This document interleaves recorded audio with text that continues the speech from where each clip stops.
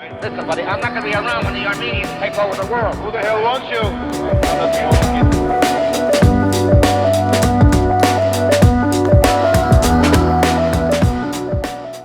Welcome, ladies and gentlemen, back to Lost in Hollywood with me, Levon Muradian. This is episode 2, and today we have a special guest, one of my good friends. Well, gradually we've become good friends in the past couple of years, Adrian.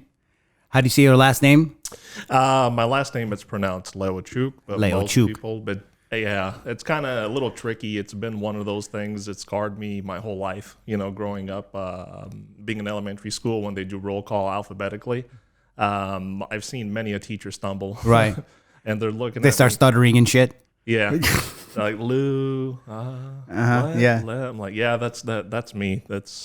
I go by Adrian, no problem. Right. But I've kind of compressed it over time to make it easier on folks to say my last name. I just say Leucic, but it's pronounced Leucic. Leucic. Yeah.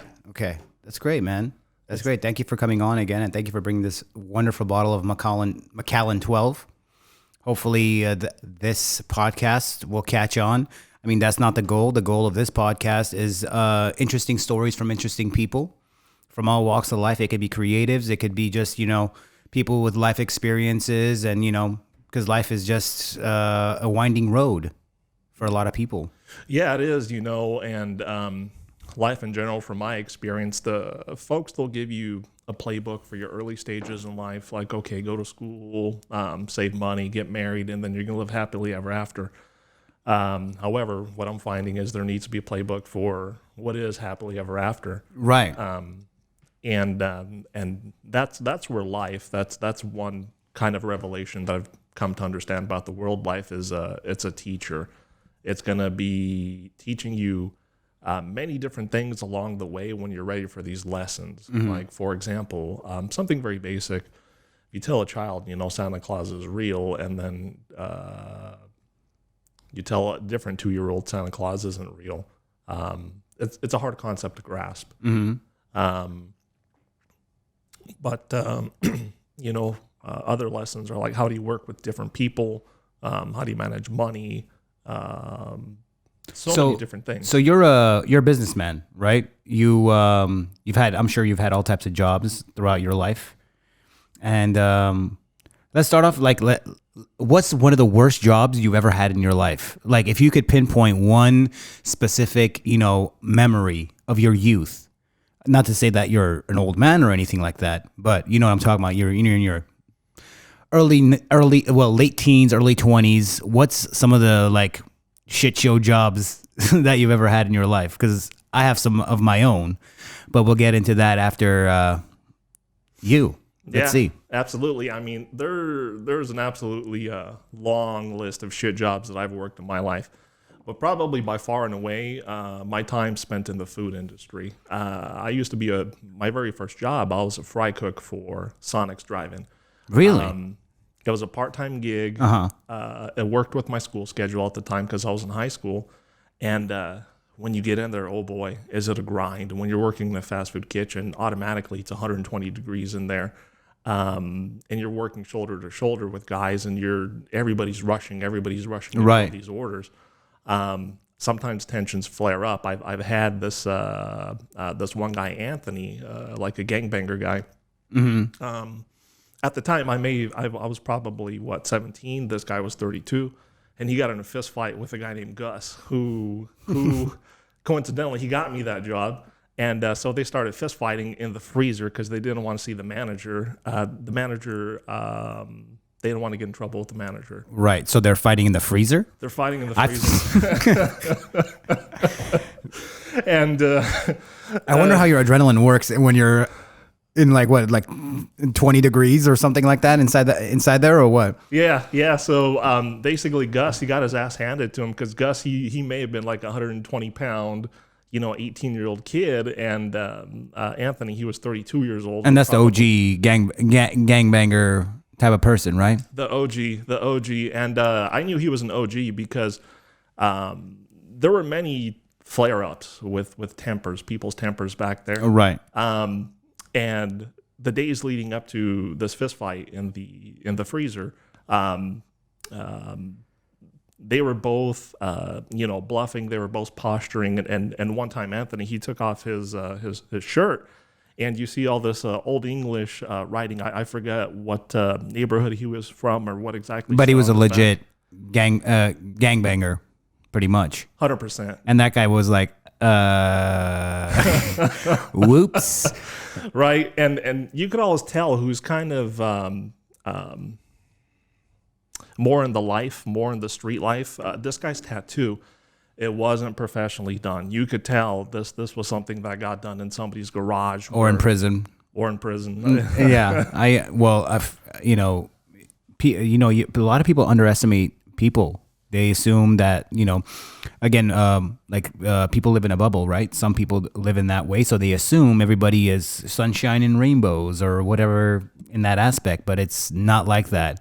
That's why you got to kind of, especially in a city like Los Angeles, it's such an eclectic, diverse mix of cultures and people and different types of personalities. So you can't assume someone is like you or like me, who is just much more chill and kind of fuck it, Because you might piss off somebody even with this little smartest little remark. Yeah. It happens. I've seen it happen. I've seen a lot of that happen. So that was one of your original first job, was working at a Sonic as a fry cook. Yeah. So I wonder how you smelled after you were done. Every day. I mean, just imagine if you left chicken nuggets. You left them in the fryer overnight, and then you threw them out on the sidewalk in the sun. That's basically what I smelled like every day coming home. Wow. Anytime I would wash my clothes in the washing machine, it would leave grease stains in it. Oh, in the actual washing machine itself? Yeah. So that evaporated oil that would just stick to your clothes, I assume, right? Yeah. And that was probably one of the dirtiest jobs I've ever done, was emptying the grease in a fryer. Do they do that often? Because a lot of the fast food places, do you think? No, infrequently. I want to say once every 2 weeks or so. And mind you, this is a commercial fryer, so they're cooking it up all day, 12 hours a day, sometimes more. Right. French fries, tater tots, chicken nuggets, anything that needs to get fried, that's kind of what I did. And I had about the little workstation that I had, it was 4 vats, and each of them held a huge amount of oil. I mean, and the way you empty this thing out, right, it all kind of funnels down into one central bucket. So the technique is you have to open the door where all the oil gets funneled. You have to wrap a rag around the handle of this huge square tray. Just because it's too damn hot to touch. If you touch it, you're getting burned. And you're going to get wrecked, right? Yeah, you're going to get wrecked. Like third-degree burns easily. Third degree. So, and everybody's watching when you're doing this thing, because it's a big fucking deal. If you fuck up, there's going to be oil all over the damn place. So they're like, okay, let's get the new guy. Let's make him do it.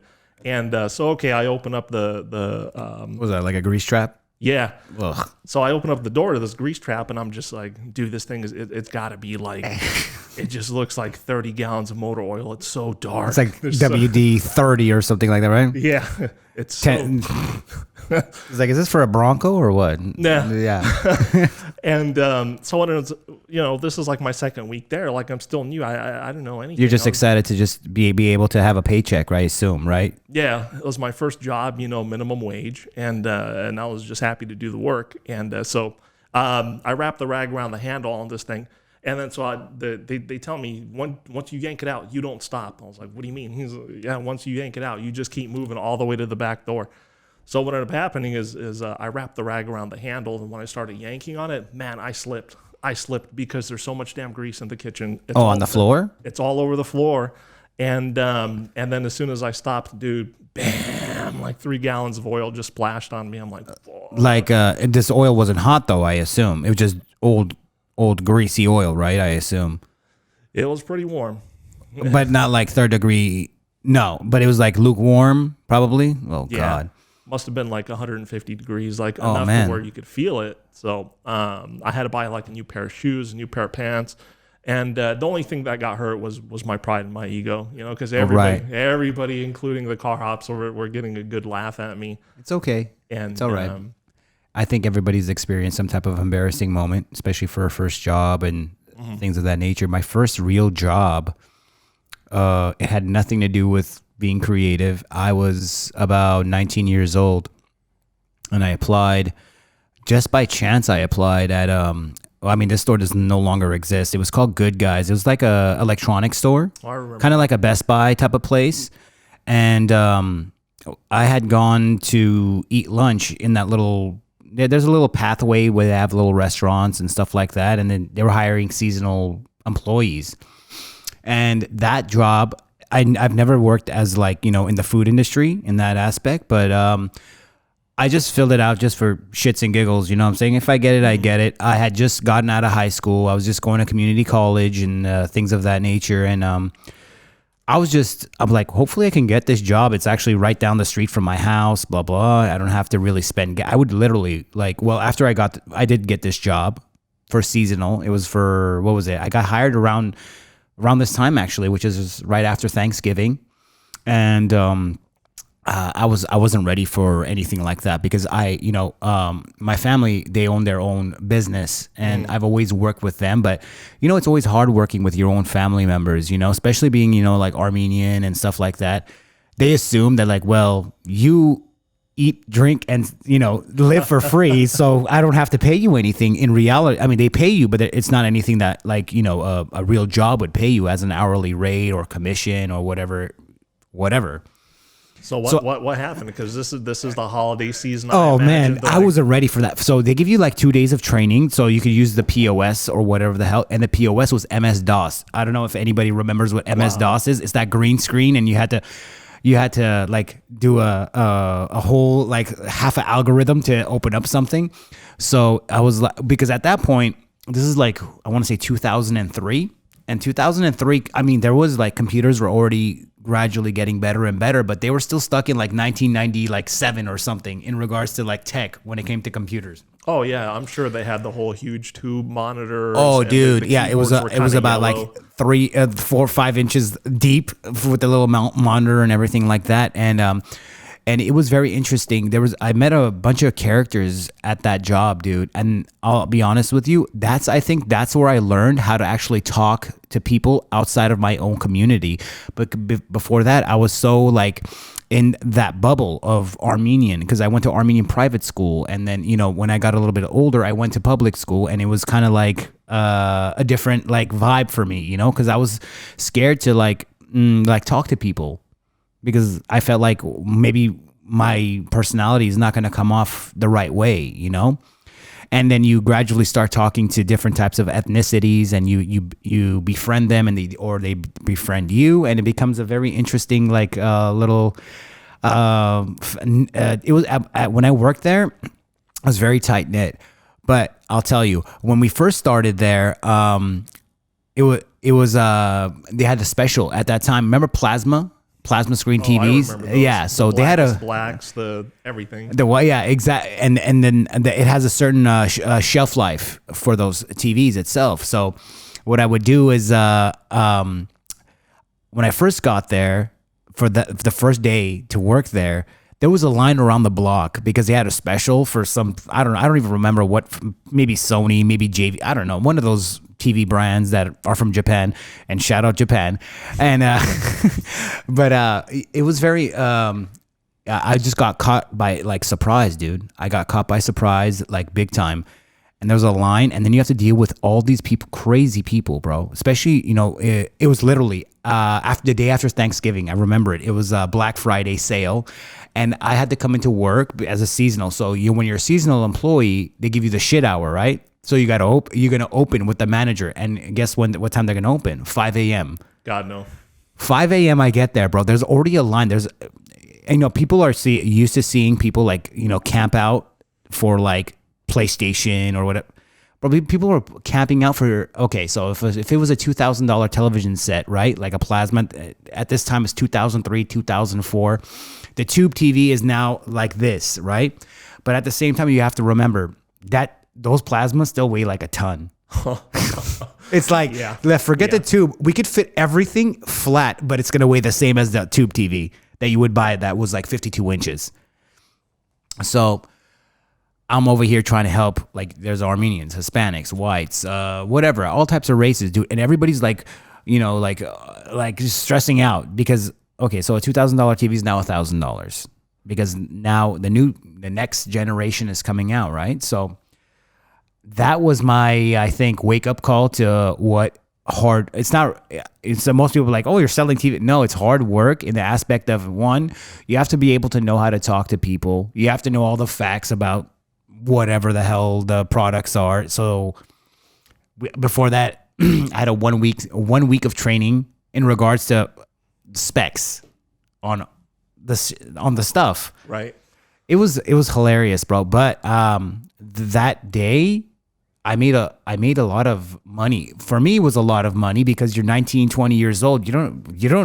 Nobody's paid you. As I said, you come back, you work in like your family business.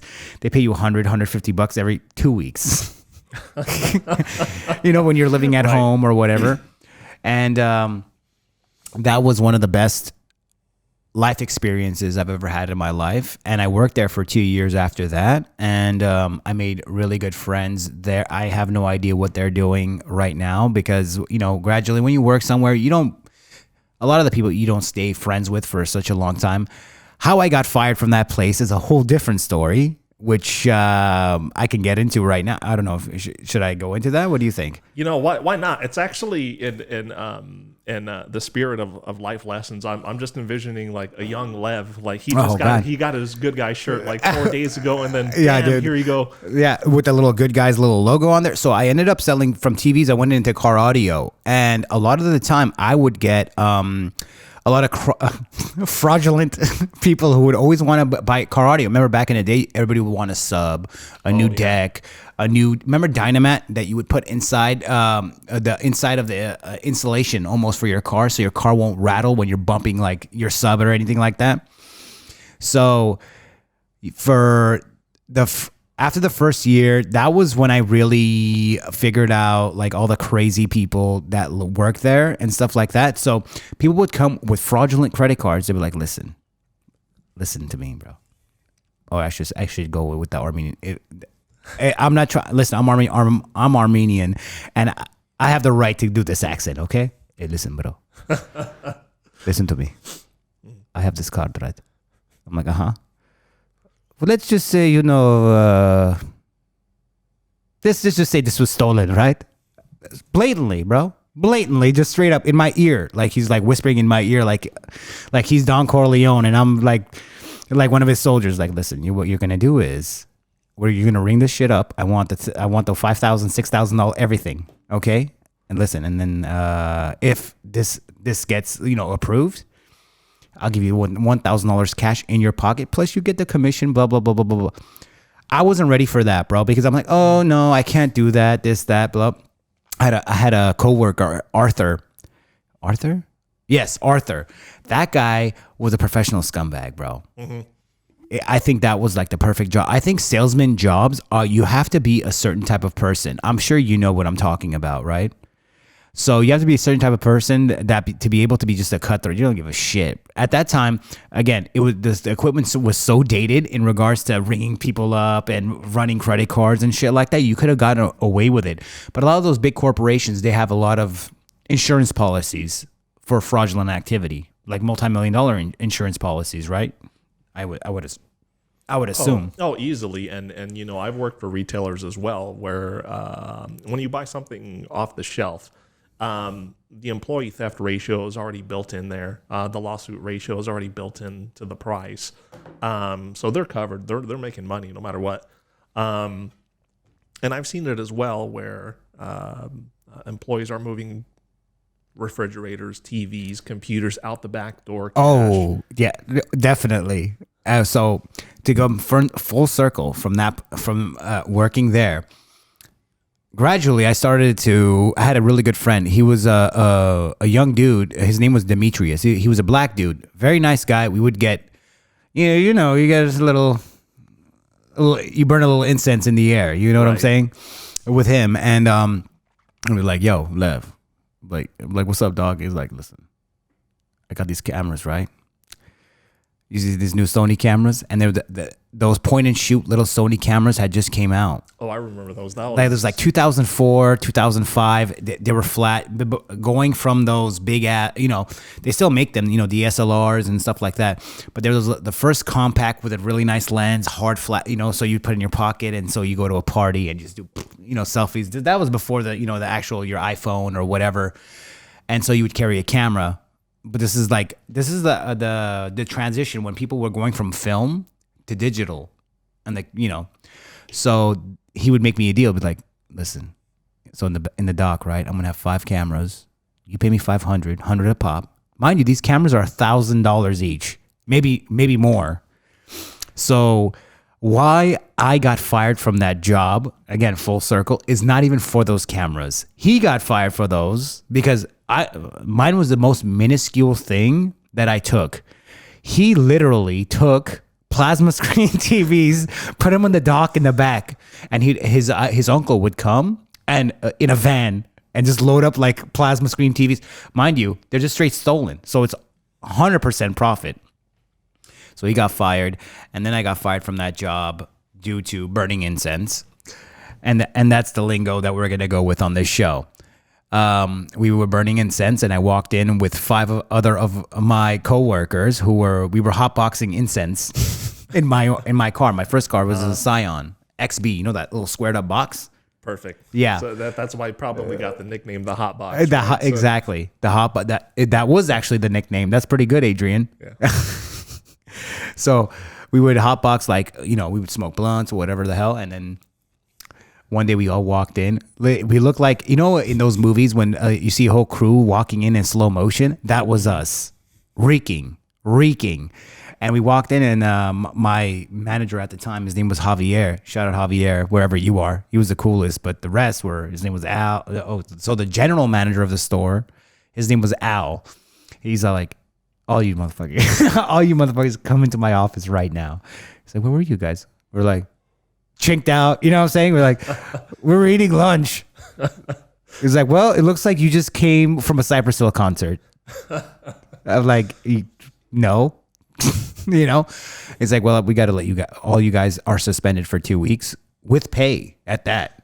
I was like, God. yeah, because he has no proof besides the stench. Then it could have been anything. I could have been anywhere, and people were just there. Maybe I didn't partake in whatever I was going to partake in. 2 weeks, and then I already knew, we were on our way out, and then a week later, I got fired from that job. That was my first job. And after that, I was trying to figure out my path in life, where I want to go, what I want to be. I always wanted to be in the creative space, and somehow, some way, I made it into some type of creative space, but that was a whole different, route. Let me ask you, did anybody introduce you, or did you just cold one day, listen, I want to do this. I like what I see. Where do I get started? And away you went. Okay, so when I was a kid, I'm born in the 80s, but I grew up in the 90s, mid 90s. So going to the movies was a big deal. So my dad and I would always go to these cheesy action movies with Steven Seagal, Oh yeah. And those movies left an impression on me, man. I mean, you're not paying attention to dialogue when you're 10, 12 years old. You're just like, oh my God, how do they put this stuff together? How the lights look. That's what intrigued me. The lighting, the camera angles. It was very interesting how they could capture something. It looks so real and very organic, So when I was 12, 13 years old, and at that point, I had made up my mind that I wanted to be in some form of creative type of job. But I don't know anything of that nature. At one point, I thought I wanted to be a musician. I learned how to play bass guitar on my own. When I was 17, 18 years old, I wanted to be the next, Tool. I wanted to be the next System of a Down. I wanted to be that type of vibe, So, when the creative work, was it the element of fun that lured you to it, or was it The notoriety or notoriety. But okay, so I always say this like to everybody who always asks me. They ask me about, it's like, well, your work is semi kind of sort of low key on the underground famous, right? I'm like, it's not really famous. I don't really care about fame, bro. I want the work to leave a mark. The work, the images, the whatever I've ever worked on. I hope it would make somebody inspired.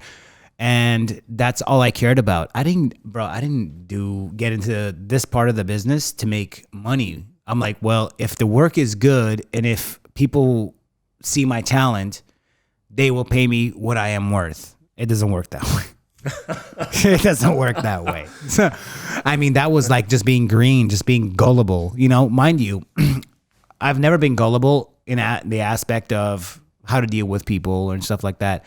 But you know, when you go into a business that you don't know anything about, you're going to be gullible. You assume people have good intentions for you, that they want to help you out, that they, want to teach you things. They'll be like, oh, he's talented. Maybe I can help him, push him towards the direction that he needs to be pushed.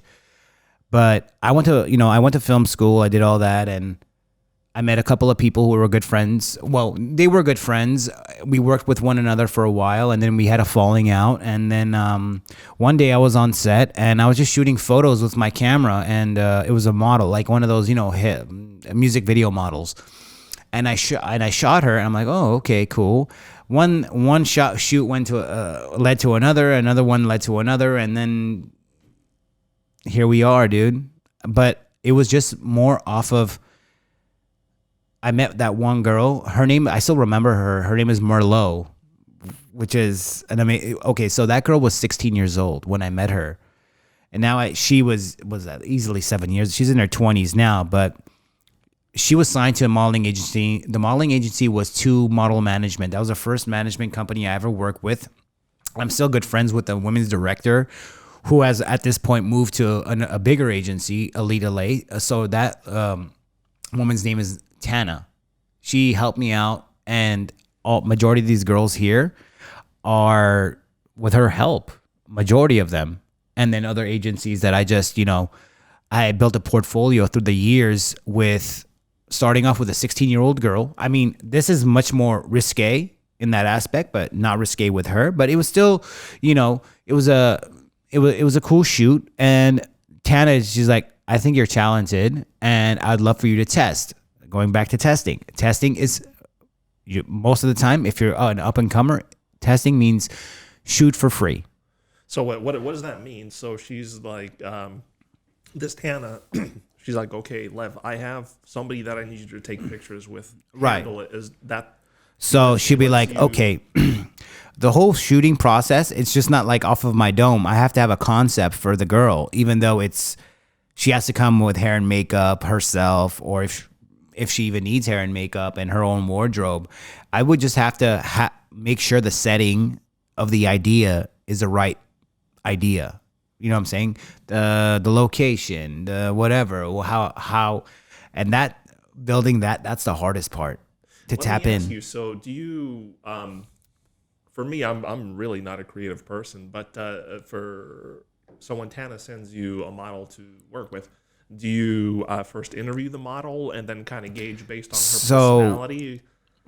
A lot of the time, it would be like, okay, well, this is her address. Go pick her up from the model apartments, over, somewhere in Hollywood, over there on Franklin and whatever. And I would go pick them up, and on the drive to whatever the location was, that's how I would understand what type of personality the person, the model was. That's how I would know who she was and how I can direct her, because you can tell the insecurities, and you can also take in the ego too. So they give you both at the same time. So if you are a person who can pick up on these things, you're already ahead. The first time I did it, it was just for fun. I shot it on the roof of the building that I live on right now. That first shoot. So I was like, oh, I don't know where to take her. I'm like, okay, cool. I just took her to the roof. The images came out cool when I shot a short film, because my background originally before that was, shooting music videos and cinematography, blah, blah, blah, blah, blah. And yeah, man, that was my first gig as a fashion editorial photographer. You know, it was very, very. I'm still nervous. I still get nervous with shooting, dude, because that's what you've shot so many. I mean, I get nervous because it's not in the aspect of I'm nervous because it's a woman in front of me or something like that. I get nervous because I want to create something that's memorable. I don't want it just to be a headshot that she's going to just use for like her comp card. Comp card meaning it's her business card with a photo from the agency that they send out to different, whoever wants casting for a commercial, for clothing or whatever. And that's how that stuff is. So free work, when you test, when you're in the beginning, you get paid nothing, but they give you a model to shoot. Like, who, you know, be like, oh, it's an actual agency model. Oh, you get to shoot them. Oh, this is a professional. And now I'm doing professional work. In your mind, you think that, but in reality, it's not. It's freebie work. Yeah. It's freebie work. I mean, that's how it is, bro. You know, in anything that you do, you have to start from the bottom ground, right? So that's how I started doing this stuff. I'm still trying to figure out my path in this industry. That's why this podcast is a creative outlet, a different style of creative outlet, to be able to talk to, you know, good friends and different type of, you know, people in the industry and stuff like that. That's why I wanted to start it. I've been trying to start this. You know, you know me, man. I've been talking about this for like 3 months, right? Right. So I told you, I need gradual time for me to put this together. And that's all it is. Once I put it together, I can get it going. I'm still trying to figure out how to converse this way and listen to people and things of that, you know, in that aspect. Because I'm very inquisitive towards people and their personalities in general. Maybe that comes from working in that industry and just me being so curious about people. Yeah, I mean, it's a great trait to have, especially, you know, in particular nowadays when I walk around, let's just say the Valley, or I walk around LA. Shout out to San Fernando Valley, by the way. 818. Yeah, yeah. It just feels a lot of people are somewhat to themselves. They're not as willing to interact with people, and they're kind of they're in their own world. They're doing their own thing, and they're just trying to get to the next day. It shouldn't be that way. And I mean, I somewhat pin technology with. I could see that. Yeah. You be talking about like smartphones and iPads and whatever, and even cameras, dude. Look, I mean, this is gonna be on the internet soon. Isn't that crazy that you can do this and nobody has to be here? Right. Besides us. In reality, I mean, if you try to make it a bigger like production, yeah, you can. But in general, you don't need no one. You can do it on your own, and that's another problem, though. That's another problem, that you don't need anybody to do it. And now you can't. How can I say this?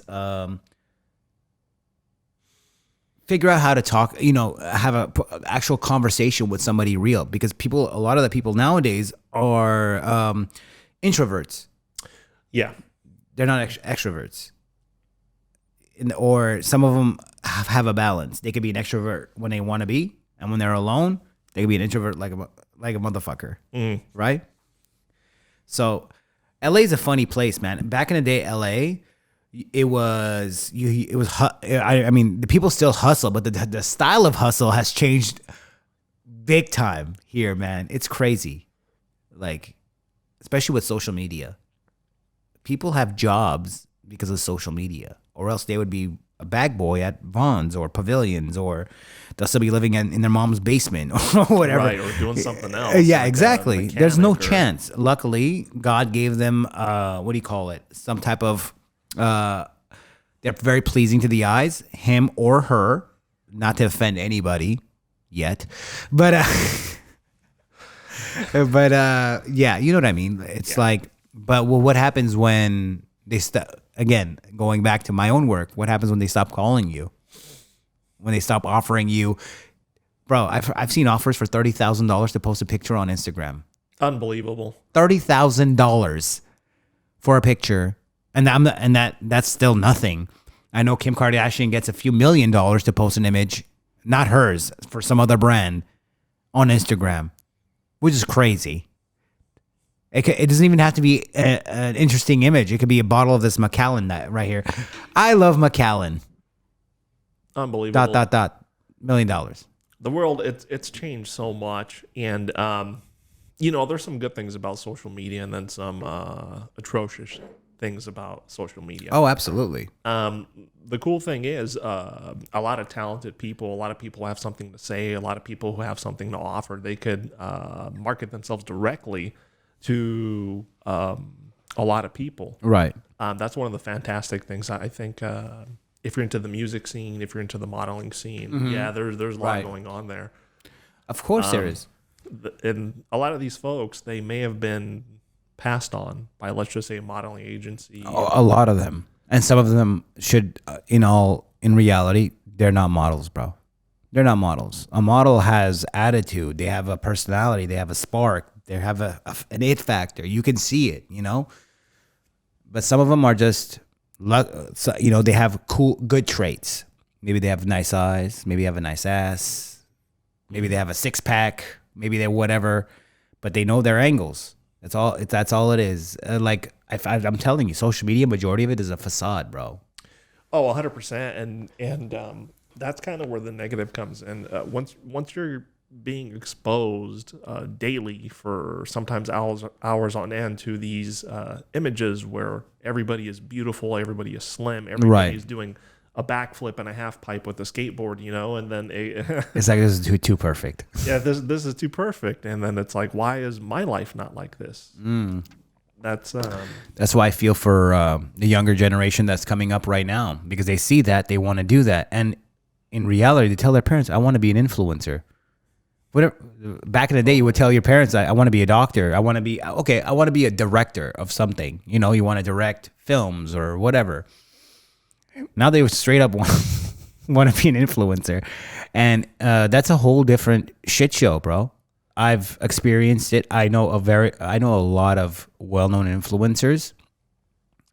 They have lost touch with reality. They've lost touch. Big time, because you always have to evolve as an influencer. You can't just be one thing. Maybe those few years that you did it worked out for you. Now you have to figure out a different way to influence people. That's why you go from Instagram, you go to Twitter, you go to YouTube, now Twitch, what else? Triller, bro, TikTok. I don't know what else, man. And and social media dictates a lot of the youth, and it also dictates a lot of what's happening around the world too, man. Yeah, correct. And you kind of hit it on the head, especially the younger generation, since they're so plugged in. And the first years of your life, those are the most impressionable. And so if you're exposed to something that is not a standard that is not attainable, something that is not real, I could see why some people, they get bummed out, some people, they get down. Bro, emotionally, it messes up these kids. Emotionally, you can see it, bro. They are straight up trying to. They tell their parents, "Listen, I need a light. I need a camera. I don't care about anything else." Right. It's like, how is that? It's like, how are you gonna? It's like, don't worry about this, mom. I figured out how they do this shit. Some of them, they do it, bro. Look, on YouTube, on Instagram, but now, the rules change. In the beginning stages of social media, there was MySpace. I'm sure you remember. Way early on, that was that was interesting because it was very you would just be able to put up pictures. And the video was grainy. Remember those VGA cameras on your flip phone? That's what it was. It was a flip phone. Yeah. We didn't have a smartphone.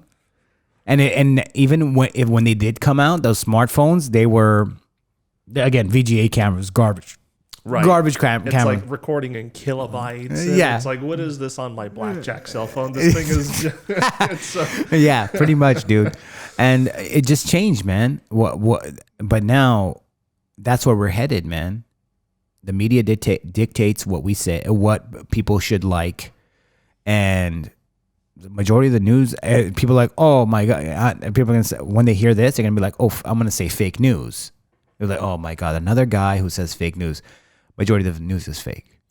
Yeah, and I'm pretty sure you've been following it, but the Senate's investigation on what Facebook and Twitter are doing, how they, I don't, Dude, what Facebook did, well, are we going to go into the conspiracy segment right now? Mind you, people, this is not planned. We're just riffing. This is how all these podcasts are going to go. We're just going to riff off this stuff. So anyway, this is honestly, this is how it normally happens. If had it been any other Saturday night in the backyard after a few drinks, this is exactly what we'd end up talking about. But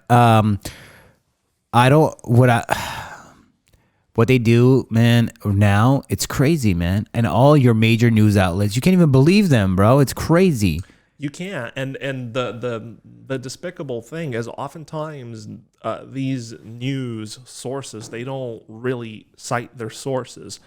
And most people, they take it on face value because they, number one, it's a grind living in LA, Oh, absolutely. It's highly overpriced. Everything is overpriced here, man. Big time. So you don't have the time, the energy to really vet the sources, vet the information, really connect the dots and things like this. And that's why I was kind of shocked when I saw that senators, the U.S. Senate, was asking Facebook and Twitter how they control their information, why they control the information, what algorithms do they have set up. And just because the power of information, really, we're all connected to our cell phones. If we see something, okay, this may be true, this may not be true. But absolutely. You keep pumping out that same narrative, and over time, people, they believe it. And for me, I do believe in the First Amendment, right? We do have the freedom of speech. Absolutely. And the second one, right after that, you have the right to bear arms. Correct. I don't care what anybody says. If you can't protect yourself and your own family with your own... Listen, I'm not saying go and just point your weapon or whatever at somebody, but you have to be able to take care of yourself and your family. I agree 100%. And the thing is, right now, both of us, we're still young. We could still reasonably fight. Oh, absolutely. But I mean, if I put myself in, let's just say, somebody's shoes who's 50 years old, they may not be. I understand what you're saying. Yeah. Yeah. Well, still 50-year-olds can still fight because this is a new day and age. The 50-year-olds from the 50-year-olds now compared to the 50-year-olds that you would find in like 1985 is a big gap towards these two people because there's people are healthier, they're more wise in aspect of what they should do and what they should eat, blah blah blah blah blah.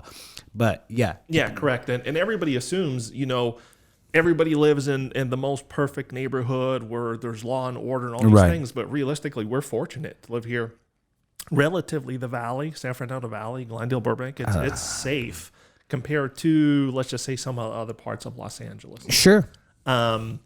So, yeah, it depends on what time of the day you go to certain parts of LA. But yes, I've been to going back to, working and as a cinematographer. I've been in Compton in blood. But like when I say blood, I'm talking about blood gang neighborhoods at 2-3 o'clock in the morning. And you don't want to be there, but guess what? I'm over there shooting a music video for YG or whomever, and it's very interesting. And you know how we would get a pass to get there, bro? We would gift them one of these for them to quote unquote protection. Wow. That's how you would be able to. Listen, I'm Armenian, you're Romanian, right? Mm-hmm. And the bunch of it was a mishmash of Armenians, Hispanics, and black, whatever. We were all there. They were like, okay, you want protection? You just give them a very fancy bottle of whiskey or cognac or whatever, and you buy them some type of dinner at 3 o'clock in the morning that you would be able to, Del Taco or whatever the hell. Yeah. He's one of the 24-hour joints. Yeah, exactly. And that's how they would protect you so you won't get robbed or killed or stabbed and this is a fact. I'm not making this up like I saw it on TV. No, I saw it with my own eyes. You know what I mean? So it's nobody can ever tell me, he's like, oh, you don't know what it's like. Oh, no. I know exactly how it's like. And this is the most minuscule story I'm even telling you. I've seen some crazy shit.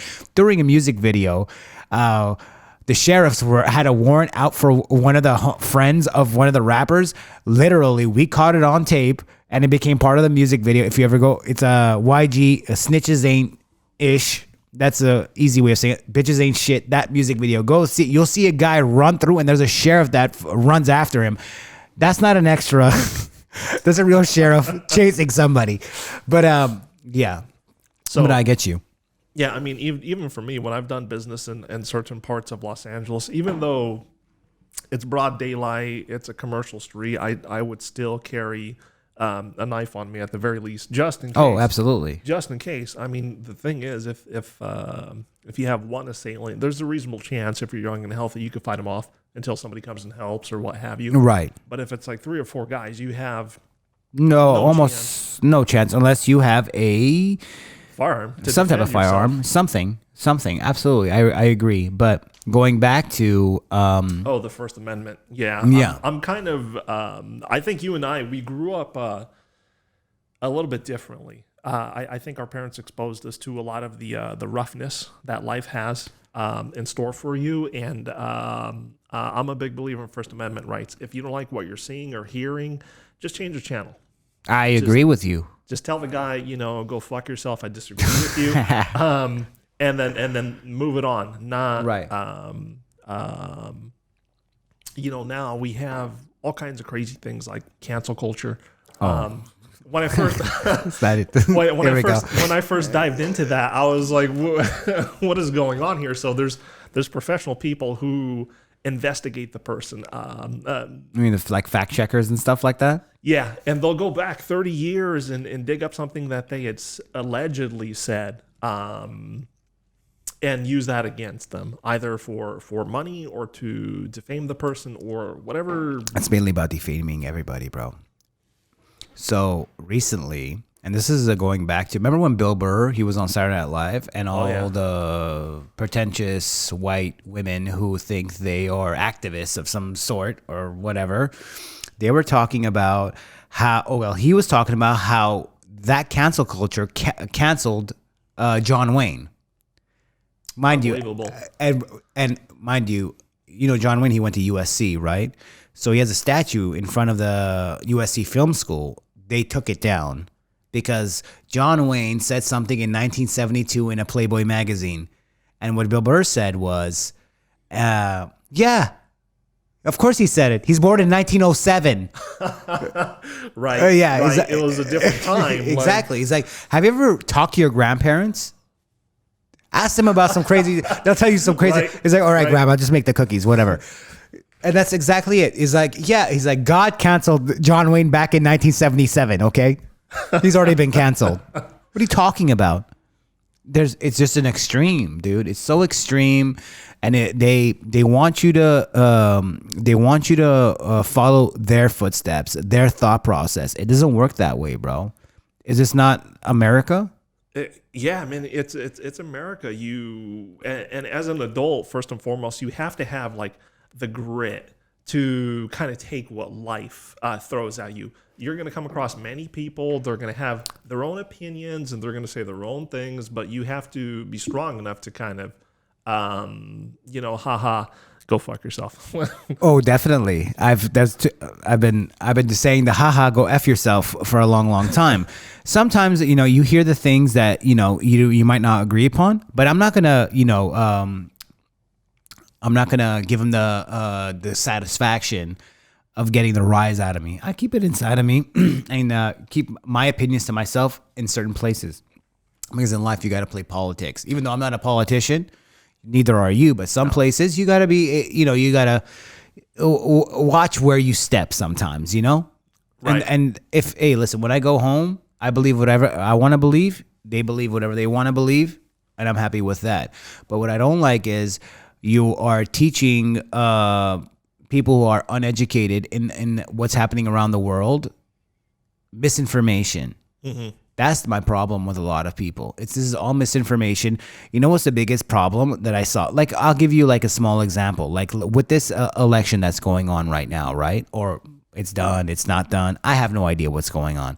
But why does the Associated Press have, when you, okay, I'll give you an example. You go on YouTube or any other social media platform, because YouTube is some form of social media platform, but It's in video exploded. form. It's gotten big. YouTube in the last 15 years is Absolutely. I agree with you. And on top of a video, it says the Associated Press has declared Joe Biden as the president-elect. Who is the Associated Press to be able to declare anything to anyone? You are a media outlet, just like CNN, just like whomever, whatever. Who are you, bro? Is this not? Doesn't the electoral college, right? correct. They have to certify this at the end. If he won it, great. Let him win it. Again, I'm not going to play the game of, I'm for this person or that, but I'm just saying the fairness and what they are teaching to the coming generation. The coming generation, they call themselves Maoists. Whoa. Bruh. They wear their little Mao t-shirts, mind you, with a $1,000 cell phone, which makes no sense. It's like you're technically contradicting yourself, but okay, go ahead. And that's for real, man. That's what's going on. Everybody wants to be an activist. They want to be this. They want to be that. That's cool. If you believe in it, great. But if you are misinformed, don't get into that type of... Yeah, correct. I agree with you 100% because a lot of times when a piece of information is put out there, it's for a reason. So oftentimes folks will not fact check it. So what will happen is they'll put out something very, very controversial, and then it's going to ignite emotions in people, and there's going to be like a call to action. But without doing your due diligence, your digging, your fact checking, you're a sucker. I mean, unbelievable. Gotcha. Gotcha. And they're very good. The media people, marketing people, they're very, very good. They hire 100%. 100%. They hire professional psychologists to. I'll use something simple. If you take a look at any kind of product that's designed towards a certain age target, like toys, for example, they have psychologists who knows how to market toys extremely well to children. Or you have people who market alcohol. Let's just say if I'm marketing an alcohol to somebody who's 21 who legally now they're able to drink, you're going to give them, they gotta give them bubblegum schnapps or whatever the hell. Yeah, exactly. And then if you're marketing a whiskey, let's just say to somebody who's in their 40s and enjoys cigars, you're gonna start talking about like single malt, double malt, the barrel, blended, all whatever. things. Yeah. So you have to be very, very conscious and use like a lot of common sense when you see something. If it, they have what do you call those? What do you call those, dude? The groups, right? They got the think tanks. yeah. I know what you mean. Where they all meet. I forget the actual like the word how they say it. But yeah, they get them all in there, just like how you're pouring right now, right? They're like, so what do you think about this? And they get that that age range. It's like okay, Scotch whiskey, right? Okay, so that's what's like 25 to like 50 something. Right? Because it's something that it's an acquired taste. Mind you, a lot of people like mixed drinks, Jack and Coke, blah, blah, blah, this, that. So marketing plays a big role in how they can sell product to people, bro. Yeah. In anything. I've heard it said, I forgot where I read this or saw this, but essentially it's marketing is focus group. That's what it's called. That's what it is. Focus group. Sorry, guys. That's what it is. Focus. See how I was a little delayed. I needed a little go-go juice. So I think marketing is the business of telling you what you want to be happy or to be fulfilled or all of these things. So they have it kind of down to a science. They know exactly how they're marketing products. They know exactly how they're marketing messages. They know exactly who they're marketing it to. And with the... I'm helping out with the internet algorithms. Oh my God! Yeah, you hit it on the head.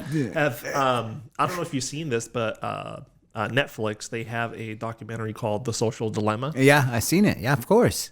That was amazing. Bro. I don't know if you want to call that amazing or highly scary. But Yeah. it's crazy, man.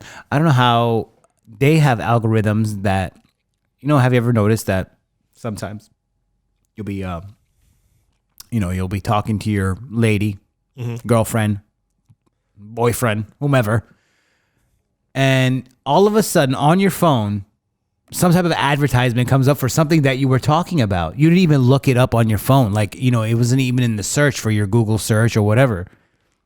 You're telling me they're not listening in on what we are talking about? Maybe in and out, they talk about like, they hear our conversations. Maybe not continuously, but people are like, they're more afraid of, especially the crazy conspiracy theorists. They're like, well, it's like what they were going to do is this. And it's like, bro, if you have a smartphone, guess what? They know exactly where you are at all times. They know exactly what Adrian and I are doing right now. Oh, yeah. In this in this studio. So it doesn't even make a difference. You know what I'm saying? If they wanted to knock on the door right now and be like, hey, let's go. You're telling me they wouldn't know? Of course they would. Oh, no, right away. They got this triangulated within like 3 feet of wherever we are, with but to kind of go back a couple of steps, 100%. It's happened to me where, I have my patterns, and Facebook, they know my patterns. Google, they know my patterns. They know which ads I'm going to click on. So just for the hell of it, one night, my wife and I, we were sitting on the sofa, and my phone was off. This thing was off, and I picked it up. I was like, oh boy, I need a new pair of boots. I wonder what Macy's has for sale. Mm-hmm. And then sure enough, like 2 hours later, I'm scrolling through the Instagram, and there it is, a Macy's ad. I've never Mike, you didn't search anything, no. Right? You were just conversing with your wife. Correct. Yeah, and it was unbelievable. So after and we tried this again, my wife, she mentioned she wanted some type of product, and then sure enough, a few hours later, the ads popped up on her feed as well, and at that point it was kind of eye opening. Have you ever thought about getting like a VPN? I have. I mean, I'm not saying you're like super paranoid about stuff like that, but there is it's a good thing to have. Sometimes the VPN, just your location gets thrown. It's like, so you could be in like, I don't know, like East LA, but in reality, like you say you're in Germany, right? I mean, at this point, it's more of an annoyance, really, that advertisers know maybe the things that I'm interested in or that my family's interested in. But I could see it being a very, very slippery slope. That's very light of you to say, right? Yeah. And you're saying that the most lightest way as possible. Yeah. Yeah. I know what you're saying. So, I mean, like, believe me, I'm not a conspiracy theorist. However, I could see. But you take in what they're saying, like correct. Those conspiracies that, there are certain people they call crazy. But when the truth comes to light, now they sound like a genius, but they still call them crazy. This doesn't make any sense. They're like, okay, you were right about 70% of all this stuff, but in reality, you're still a conspiracy theorist because that one thing that you said was off, and it annoyed the fuck out of a bunch of people. Now, people think you're nuts. Yeah, correct. So, cell phones, it's one of those things that that kind of irk me personally. Because in our lifetime, we've seen the evolution of cell phones. Absolutely. We are the kids of the mid-90s, man. Yeah. We've seen remember the was it the compact desktop little tower that you would have? That you would have a DVD burner, a CD player, and a fucking floppy disk. If most people don't know what a floppy disk is about this big. It had a little bit of like film in there, and then yeah, it was to us that was fire. Yeah. Side story, Oregon Trails. Shout out Oregon Trails. You know how many people I've murdered in Oregon Trails? I've died on the way to the fucking trail many times. Oh my God, that would be my out. I would tell my teacher, oh look, I'm gonna go to the library and read some books on something. But you wanted to go play Oregon Trail. Oh yeah. And imagine it was like that big. Remember the bigger floppy? Oh my God, yeah. Those things are huge. Yeah. But yeah, to kind of circle back to cell phones and how fast technology moves, it's and I've noticed a trend. So in the past, when we were younger, we would have cell phones with buttons and things like this. Right, absolutely. The little Nokia or whatever, right? You play Snake on it and whatever. Yeah. So now the newer phones, they're all super sleek, buttonless, and the way that you unlock this thing is with your Face. with your face, with your thumbprint, with a retina scan, with something. It's luckily we're not fucking unlocking it with our asshole or something. Like this is my cheeks. Could you imagine, it's like, nope, that's his asshole. He had the two little fucking what do you call it? Little pimples on his ass. Yep, that's him. So as soon as you turn this thing on, I mean, right away your location is triangulated with 3 cell phone towers. The camera's on, the voice recorder's on. It has your thumbprint. It would be very easy for, let's just call it a hacker, to put a lock on your phone so you don't have access to your funds, so you don't have access to GPS. That's the scary part. But they say, in regards to Apple, it's the most secure out of a majority of all the smartphones there are, right? Even when, who was that? The FBI tried to investigate, right? Mm-hmm. And they want Apple to unlock a lot of the information. They're like, nope, can't do it. That's not in our. We don't do that here. Mm-hmm. Mm-hmm. You want to pull that stuff off? You got to go to Bill Gates and Microsoft. But yeah. So, but and you know, this is again, I'm not a conspiracy theorist, but easily I could see all of your finances being controlled by this. I could absolutely see paying with this as they are in China. They have this app called WeChat. Oh, dude. I'm not even going to get into that because I know all about that, dude. Yeah. Yeah. So it'd be very, very easy for, let's just call it a hacker, to freeze your funds or to hold your Bitcoin wallet hostage until you pay them, or to shut off this thing on your phone. Or just take your money. Yeah. Straight up. Yeah. And WeChat, yeah, a lot of Asians in China, they use WeChat. It's their like WhatsApp or their Instagram Messenger, but a lot of it is controlled by the actual government. Mm-hmm. They know who you're talking to in that regard. And also in China, they have surveillance of your face when you're walking down the street. So with your face, they can tell you if you are an ideal citizen or not an ideal citizen. And you'll have a social credit score.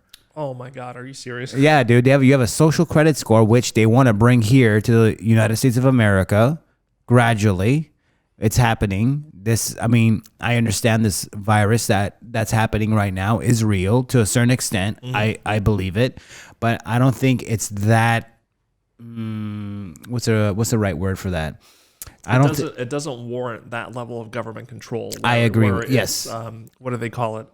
Contact tracing and things like this. Oh yeah. So they're gonna call you. They're like, okay, so was the last person you knew who got sick because they had the sniffles? Are you out of your mind? I don't know, but I don't even know what I ate yesterday, let alone you asking me these questions, bro. That was another reason why. Okay, you have the protesters on one side, the far left who are low-key communists, and then you got, bro. I'm telling you, my family comes from a country, Armenia, which was under Soviet Union rule, CCCP, which is the Soviet Communist Party. Mm-hmm. So they know all about what communism looks like, or the hint of communism coming in, and that's exactly what it sounds like. I don't know how it was in Romania in that regard, but same thing. Honestly, my father, he retired approximately 2.5-3 years ago back to Romania, and he's telling me about all the trappings of socialism. Anytime he wants to go see a doctor, minimum if he has a gunshot wound, 6 months, unless he greases the guy's palms. So there's like a technique where he's in the waiting room, the doctor will leave his coat on the hanger, and you put the money in the coat. Yeah. Wow. Yeah. Okay. And then right away he's going to come in. Oh, okay. You're scheduled for surgery 48 hours from now. Get ready. Wow. It's that bad. And parts of Armenia is still like that too. Even though they're trying to move in regards to democracy, they're so used to that style because majority of that country is still older Armenian people, you know? I mean, anywhere from the late 40s and up. And those people grew up in that vibe of, even though they were quote unquote democracy, not really. You had to grease everybody, dude. When I went over there, dude, I could have robbed the bank. I could have greased somebody maybe like 10 grand and they would let me go. I swear to God, I could have done that. Yeah. Then that's how those countries are. Eastern Europe, that's how it is. But this is a place that was, you know, it's, everybody comes here because of the liberties and, you know, your freedom to be able to make money, take care of your family. If you work hard enough, or hard and smart enough, you can get to where you want to get to. And that's how my family thrived here. And I'm sure that's how your family thrived here. But people now have changed. They have become the type of person, like, I don't mind staying home for every day. That, dude, I'll lose my mind, dude. You know, as long as me personally, I'm sure you're the same way. As long as we have strength in our body and breath in our lungs, we're gonna work. That's what we're gonna do. Somehow, some way, hard work. Listen, I'm sure you've done the same. Work with your mind, work with your hands. Yep. So both of them to me are the same. You got to work as hard mentally and physically, regardless of what you do.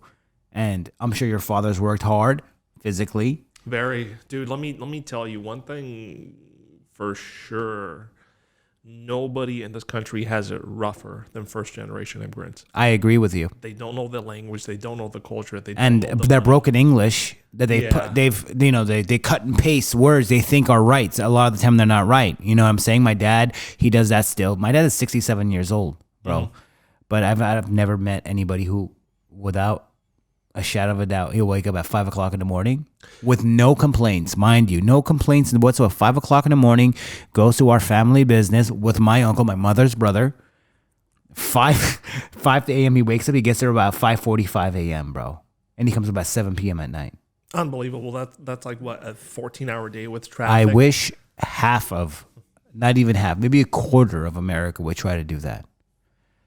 Actually, a quarter would do that.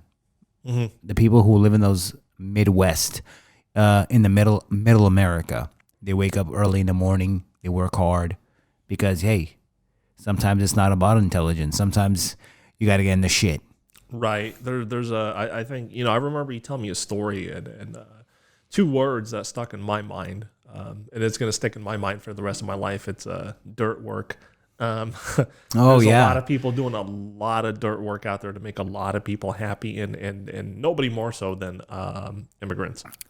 Absolutely. My God, they'll take the hardest job for the least amount of money, and they'll be happy because they're getting paid. Correct. And that's, I kind of digress, but I don't blame anybody for coming to America for more opportunities and a better future and a better quality life for their family. I don't blame anybody. Yeah. I would do the same thing. Well, hopefully it continues that way, bro. Yeah. Because they're trying to change the script here. People don't forget, if you got to go through the amendments here, buddy. 1776, remember that. Yeah, they're trying to change it. Because we have now gradually we're still a superpower, absolutely. We're one of the 3 places that people want to go to or people want to do business with. Mm-hmm. But now it's changing. China is gradually creeping up. Manufacturing, et cetera, et cetera, et cetera. So, correct. So what do you think what do you think our path is going to be, man, in the next 10 years? Okay, so China. Mind you, majority of the people are great people. They're hardworking people, 100%. But the style, they're a neo-communist democracy, right? It's like a mishmash. It's like a hybrid. Right. Not like a Tesla, though. But and yeah, we'll get to Tesla later. But basically, the Chinese people, their political system, it's evolving, and in my mind, over the course of time, you're going to see several different political systems in place. Like, for example, I want to say George Washington, he was a Federalist. Yes. But now we either were a republic, a democracy, meaning we're ruled by law, but we have our own free choice. But I digress. Back to China. Okay, let me say one thing. Those people are hardworking. You text Absolutely. those people any time of the day, they'll text you back. You email them, they'll email you back.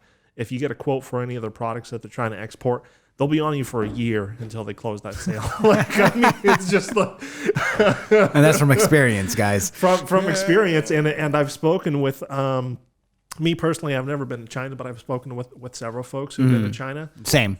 They don't care. Like if you're a businessman from another country, guaranteed they're gonna have a nice limo for you. They treat you with the utmost respect because they need. Well, you need them, they need you, et cetera, et cetera. They assume that you would do the same for them when you come here, right?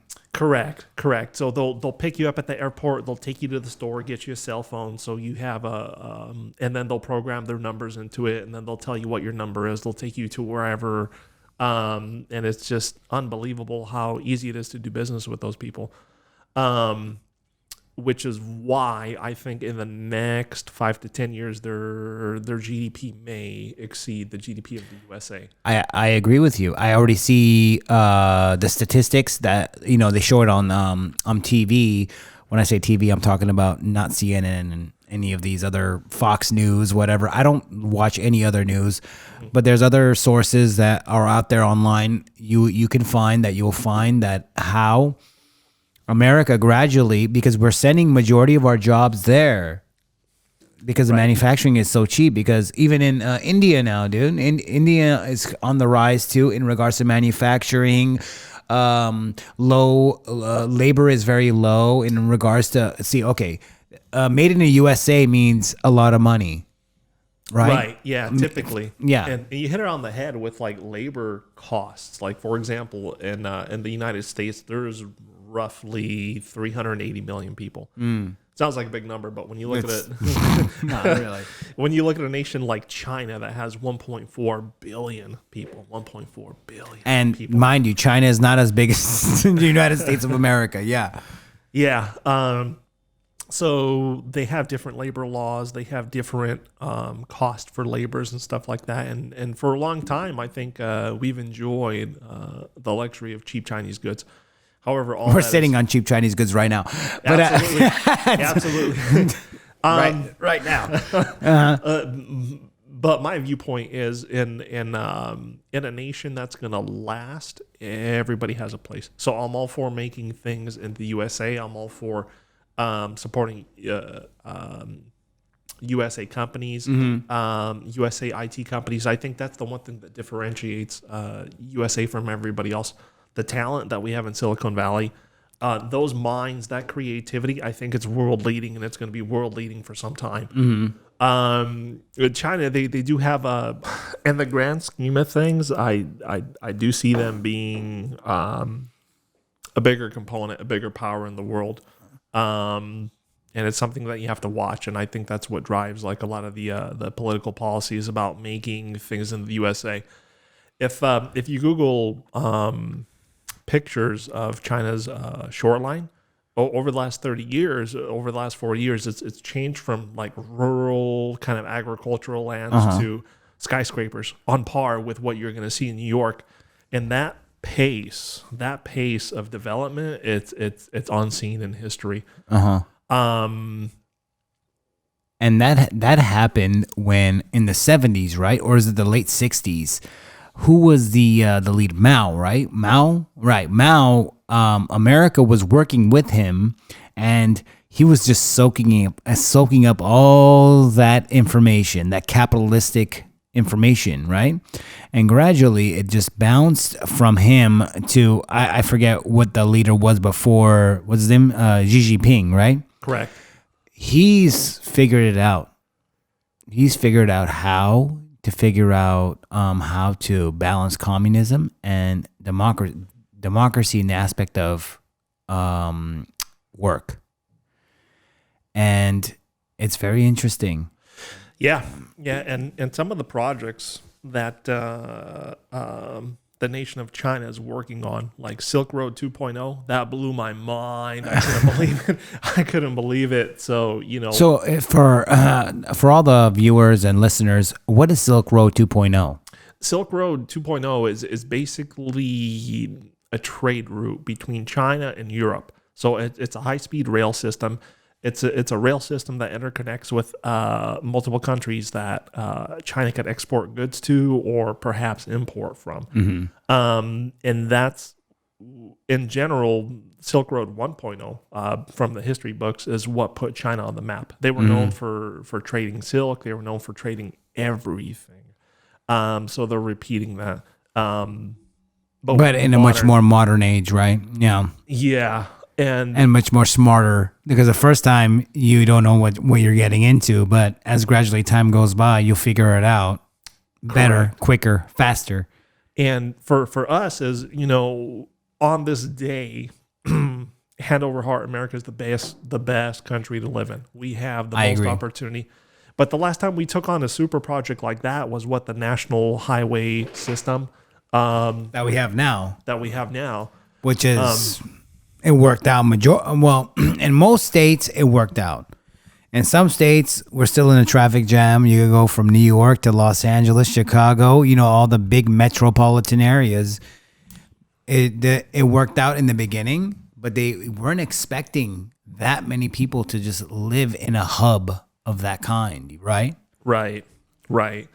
But the scary thing is we're not taking on these types of projects anymore. The last big thing that we built was the highway system, the Hoover Dam, where it was a huge national project. The closest thing we have to anything like that, even though this man is not born and raised in America, is what Elon Musk is doing with NASA. Oh my God.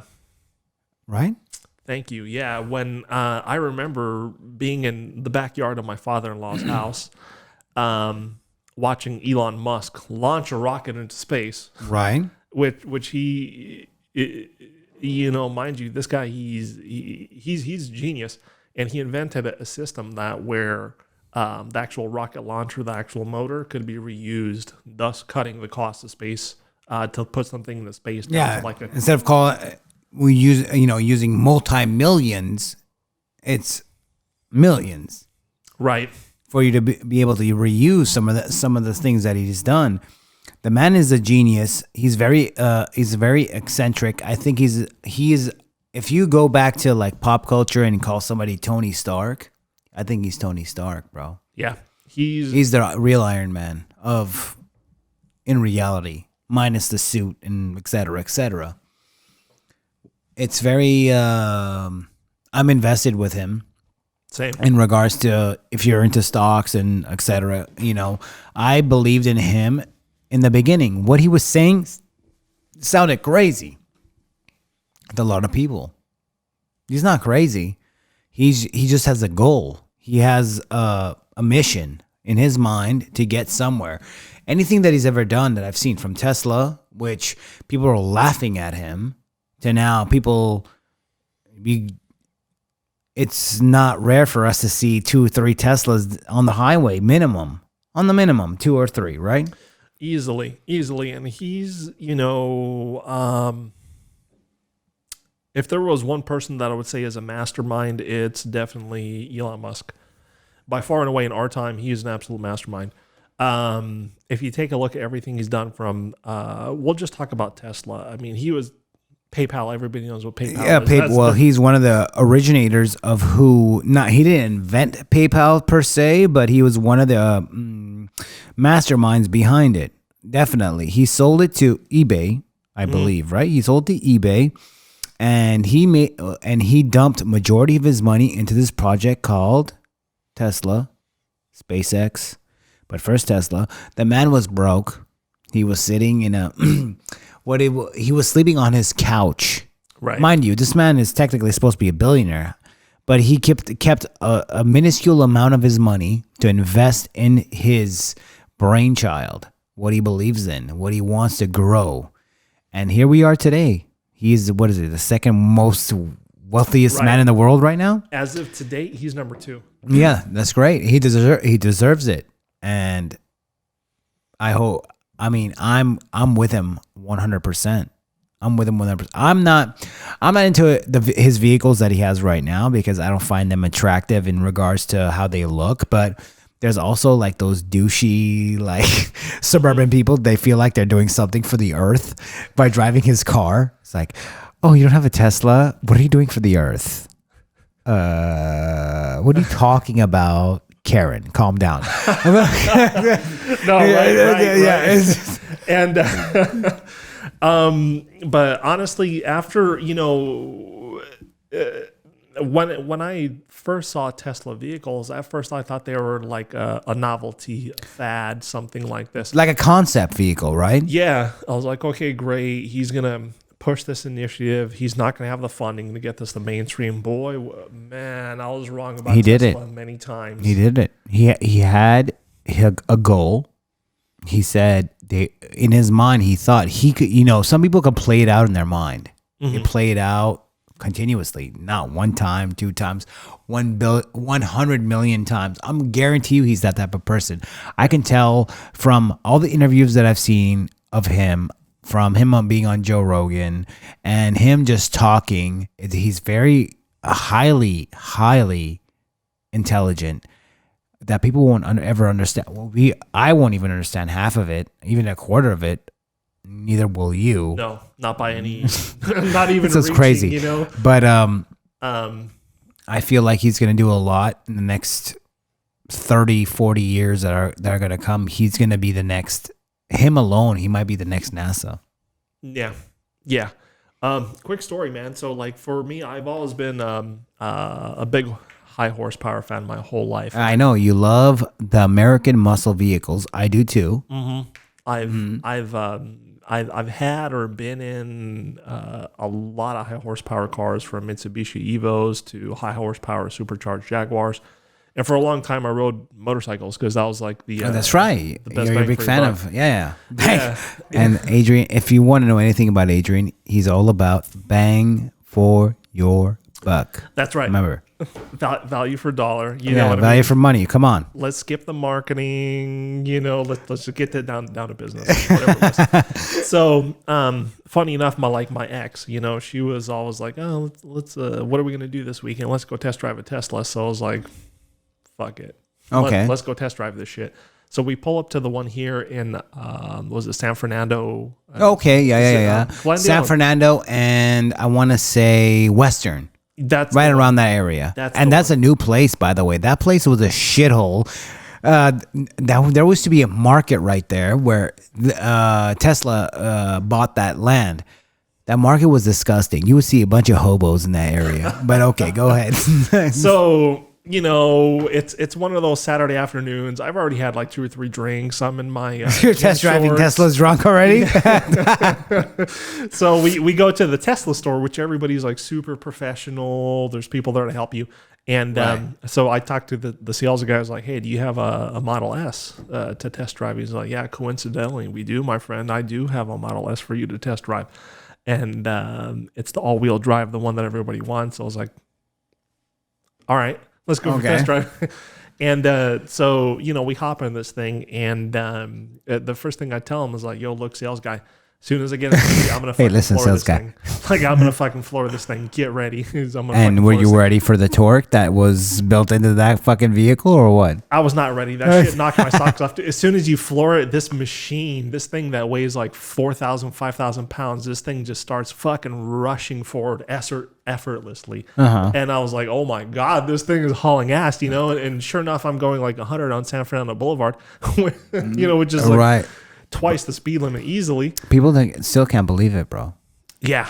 They still can't believe it. How you can, if you go up to the highest, what is it, the range, right? And yes, the highest torque and the highest whatever. Some of them smoke like Porsches. Off the line. With ease. It's like I've seen them on YouTube. I wish we could pull some stuff up. In the future, we'll be pulling up many things. But yeah, you can see a Porsche is in the beginning might take them until that torque really pops in, and then it's gone. Gone. Consistently gone. Consistently, this thing hauls ass. And not only that, when you jam on the brakes, man, this thing stops right damn now. There's no... Yeah, on a dime. It stops on a dime. Yeah. That's crazy. And after the novelty of flooring, this thing like kind of wore off a little bit during the test drive. The sales guy's like, all right, whatever, dude, I'm getting sick back here. So I turned on the autopilot.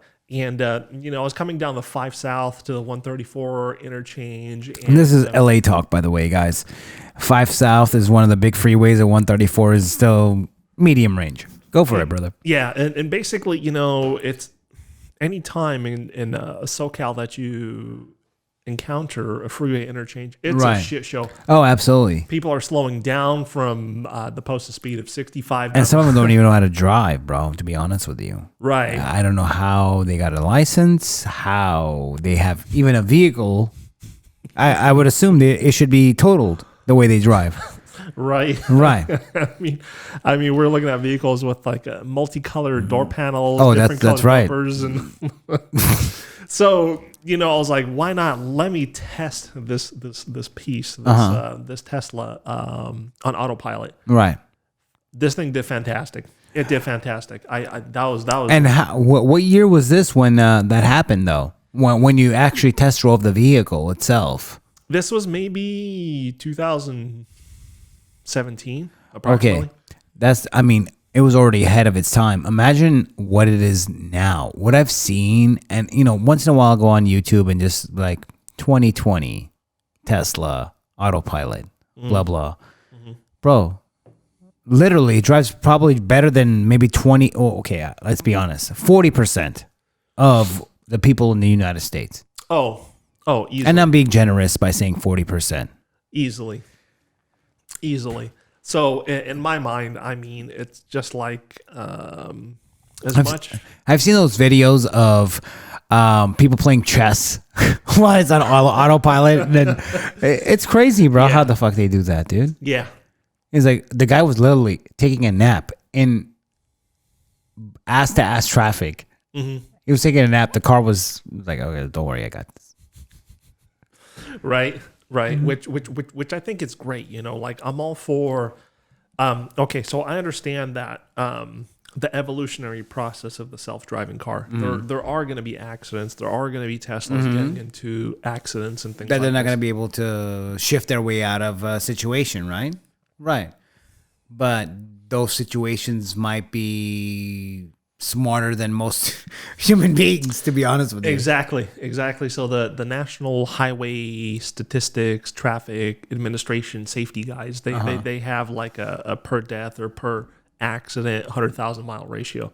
So once self-driving cars pass that, oh my God, I can't wait. I can't wait. Not only for the safety benefit, but also for like the efficiencies and things like this. Like take, for example, if you work on your cell phone, if you work on a laptop, if you could just have a car that statistically will drive more safer than you, if they predict dangers more safer than you are able to, and all these cars are communicating, man, you just hop in and this thing takes you wherever you want to go, whether you're fully awake, whether you're tired, whether you're hurt or what have you. And it's, do you think in the next 20 years, we wouldn't even need to like do anything? All we have to say is like, listen, Jarvis. I guarantee you the AI in that car is going to be called Jarvis. If you don't know what Jarvis is, it's a reference from Iron Man and his AI. But he's going to say, listen, I need to go here. I was like, okay, well, let's strap up. You're going to be read a newspaper, eat a fucking, I don't know, a 24-ounce steak while you're drinking whiskey, and we're just gonna go, dude. We're gonna go. What 100%? I agree that machines will take over majority of the bullshit work. Majority of the bullshit and work, then the hard work later. Yeah, especially for those whom could afford it. Absolutely. You have to be actually not lower, middle class above. Even though in reality, the middle class is declining, but yeah. Oh, great! Oh, so fast nowadays. But at some point, I think driving it's going to be something that we relegate to the machine, just like we relegate washing dishes to the dishwasher, just like we relegate laundry to the clothing washer and dryer. Absolutely, and things like this. Yeah. It's going to be one of those things, and it's You think we'll have a Rosie from the Jetsons? Amazing. Amazing. You have a straight up AI robot made in your house. Mind you, she's going to cost about 30 racks. It's going to cost about a high-end Camry. But right, but dude, honestly, it's funny that you mentioned robotics, dude, because like it's funny you reminded me of the trade show you went to Las Vegas. Oh my God! I think it was last CES. It was around in January. Every January, all the big companies, they show their new tech or their new product at CES in Las Vegas in the convention centers. What I saw at these convention centers, Jesus Christ. I'll tell you, I saw a robot not a robot, an AI, literally, if you touch their silicone, whatever that material was on their skin, it felt like human skin, bro. Man or woman, what you can do is customize it to your liking, to whatever it is. Blonde, brunette, big lips, big butt, big breasts, small breasts, whatever you're into. You can customize it, and gradually, with the AI built inside, it will be your wife or husband or whatever it may be, and it will get moist. Unbelievable. Like a woman, when she's, when whatever. Things are happening. Well, yeah, things are happening in the aspect of, she's aroused. But they had both robots, right? Man. Yeah, man or woman. All kinds of things. Yeah, all kinds of whatever you're into. You can actually be able to customize her labia, literally, like how you want it. You want it to be fatter, tighter, slimmer, whatever. Pastrami'd out, no pastrami. Oh my God. Yes. Yeah. So right. Yeah. It was very interesting in the aspect of what's coming, man. And if that was a show, imagine, if they already had that, I can just imagine when we're, in our 60s, in the next 30, 40 years or whatever, and what's going to come. And it's kind of intriguing and all this at the same time, very scary. Yeah, it is. It is, especially, so you mentioned that the synthetic materials, right? Like yes. The silicone and things like this. I assume it was some type of silicone, something, bro. But if I went like this, it went like that. Like how your skin, look, if you could see that, boop, it just pops back into place like your skin would be. Mm-hmm. And gradually, apparently, if you want it to age with you, you can make it age with you gradually. You have to go back and recustomize it. So you're 60 now. You can make the robot start having the jowls. Unbelievable. I'm like, holy crap. And these are for more introverted people who are living in, like, they can't talk to people. They can't, converse with regular human beings. But this AI will be able to customize itself to your personality, which is highly scary. Mm-hmm. Imagine in the middle of the night, you wake up, you starts complaining like a real woman. Jesus Christ. Oh my God. Right. Like it's like, oh my God, I feel fat. Listen, lady, it's 4:00 in the morning. Jesus Christ. I got to wake up in 3 hours.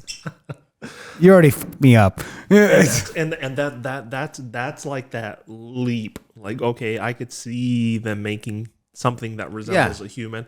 But for me, the scary part is when this creation of man exhibits behaviors of a human. Like if I had a robot tell me I love you, I'd freak the fuck out. I'd be like, whoa, what is this? I would run. I would run quickly, swiftly.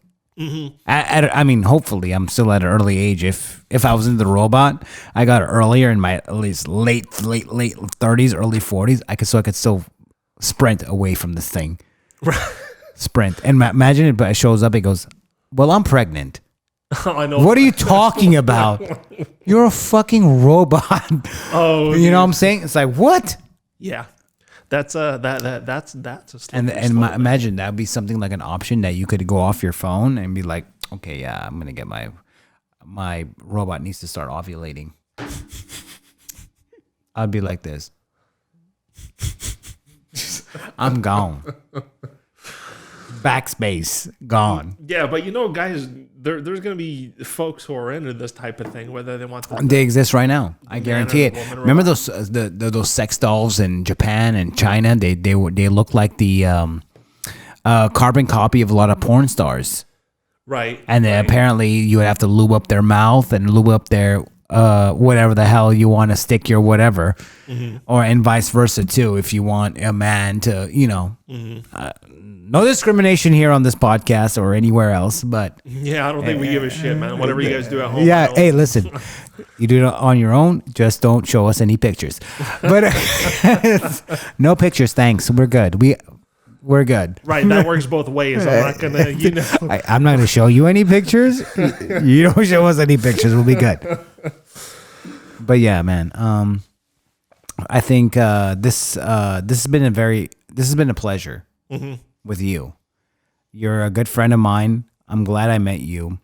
You have been almost like a way for me to vent and be myself without any type of repercussion in regards to who I am and what type of person I am. And you accepted me for who I am, and I accept you for who you are because you're a very good man.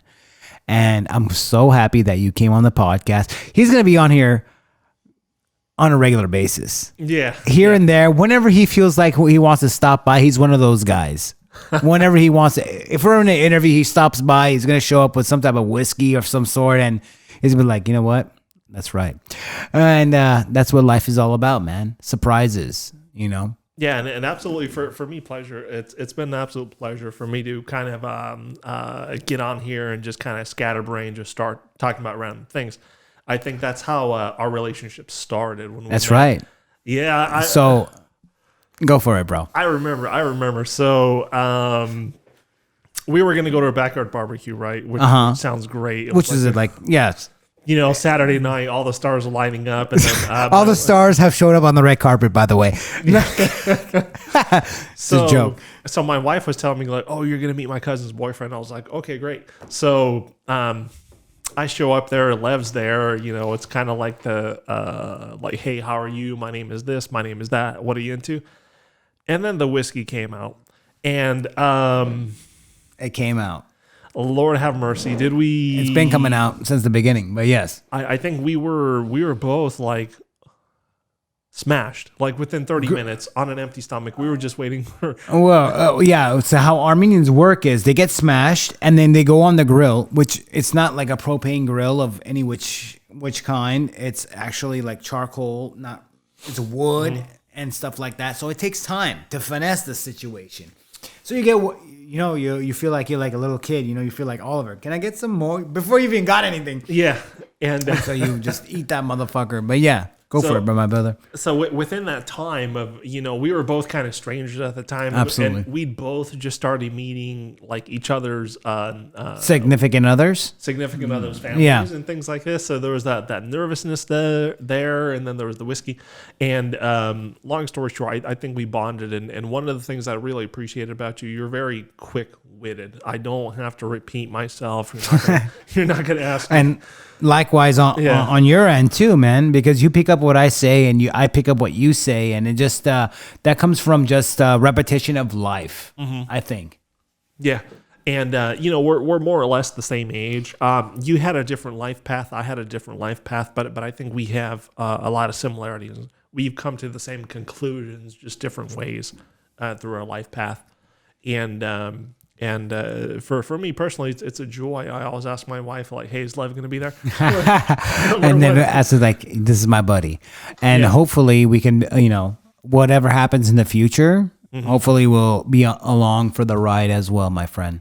No, I think we will. I mean, I think I 100% when people ask me what you thought about Lev, I was like, look, he's right for Louisa, number one. And it's not just because I want to hang out with him. Yeah. I was just like it has nothing to do with me. It has to do with my selfishness. But yes, go ahead. I was like, this guy, he's a straight guy. Whatever he thinks, he's not gonna bullshit, manipulate, and sugarcoat. He's what you see is what you get, basically, with this cat. Yeah. And I like what I saw and what I got. And I appreciate that, man. I appreciate you too. I got the same vibe off of you, and you're much more chill in regards to your personality. Is very chill. You listen, you soak it up, and then you respond. And that's what I've noticed about you too. Yeah. And I always tell Louisa too, like you're one of my. I look forward to hanging out with you. I look forward to talking with you because we see eye to eye on a lot of topics. But again, you know, we still everybody's not going to agree on everything, right? But that's why I wanted you to be on this podcast with me as the first guest, future co-host, whatever he wants to be. This is the type of man that he could show up right now, anytime. If we had another person here, he's going to sit down, he's going to bring one of these or whatever he wants to bring here, and I'm going to bring it out too, and we're going to have a good time. Yeah, and that's all that matters. That's what life is all about: your experiences and all your good times, because you don't want to remember the bad times, right? Yeah, you never want to remember the bad times. But one of the things I've always admired about you is, out of all the people that I've met, I think you're the most calm, composed, diplomatic person that I've come across when we're I feel like Napoleon Bonaparte right now, but right, you know, because got the height, we're the same height. Is it where jerk off? No, I'm kidding. Because we're gonna talk about all kinds of topics and all kinds of viewpoints, and for you, if you know, for example, say I challenge your viewpoint. You're not going to turtle up and shut down. You're going to be like, well, why do you think that? Haven't you thought about it this way? Do you see the benefits of? I think that's good, man. I think we've been here for over an hour and 40 minutes already. What? Yeah, this has been an hour and 40-minute podcast. And you know why it feels like that, Adrian? Because we actually enjoy speaking to one another on a regular basis. I see him every couple of weeks. We have this type of, you know, back and forth with one another. Our significant others do not see eye to eye to what we believe in a lot of the time, but that's what makes everybody so different. Be yourself. If you're on the left, you're on the right. All this shit doesn't matter as long as you're centered in yourself. That's all that matters. I just want to say thank you, man. Thank you for coming out. Thank you for being here. Hopefully you'll be back again. This is Adrian Leucic. That's Leucic. Right. Leucic. He is a businessman from California. Well, born in Romania, migrated here when he was a young man, and yeah, lot of stories. I think once, you know, the more we speak, the more this goes on, the more people listen. Hopefully, I think they're going to find a lot of stories that the viewers could relate to. The struggles that we go through in our life, your path was a little bit different. My path was a little bit different, but there's going to be struggles. There's going to be victories. There's going to be learnings. There's going to be something. So my hopes are that, you know, for sure I want to be on this again, man. It was a lot of fun. This man will be back. Don't worry about that. Almost 2 hours. It flew by like it was nothing. Yeah. To be honest with you, there's so much content that we will break up in little segments, so people can pick up the little treasures that we dropped. Hopefully, they're treasures to you, because they were treasures to me, and I'm sure it was treasures to Adrian.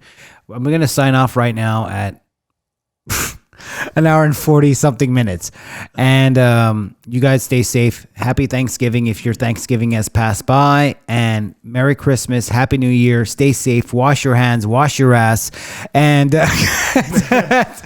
cheers, bro. Till next time, man. Yeah, till next time. Cheers. Let's go. And that's Lost in Hollywood episode 2. See you later. Listen, buddy, I'm not going to be around when the Armenians take over the Cheers, world. man. Who the hell wants Cheers, fun. Cheers, it was good. Cheers, dude. Yeah, let's do it. You like that, right? Yeah. But yeah, it was a lot of fun. It was a lot of fucking fun.